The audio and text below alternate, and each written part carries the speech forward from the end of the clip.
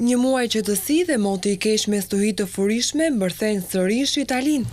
10 stuhi gjatë 24 orëve të fundit në veri, raportojnë mediat vendase. Tendat dhe çatit e shkatëruara, pemët e rrëzuara dhe linjat e deformuara të tramvajeve janë fillimi një jave që do të shkaktojë dëm, thonë zyrtarët, që kanë lëshuar alarmin portokalli në disa qytete. 10 persona janë lënduar në Milano si pasojë e sendeve që fluturonin në ajër nga era e ftohtë. Në mbi 100 raste është kërkuar ndërhyrja e forcave zjarfikse. Të gjitha parqet, disa prej të cilave sapo ishin hapur pas dëmeve të stuhisë së 25 korrikut, janë mbyllur sërish. Në Brescia janë evakuuar banorët e një fshati pas rritjes së nivelit të përrojt. Këtë të diel stuhit parashikohen në Lombardi dhe Liguria. Dukurit, të cilat do të shoqërohen me rrebeshe të dendura, stuhi breshër i erë të fortë dhe shkarkesa elektrike, do të shtrihen drejt lindjes sipas parashikimeve.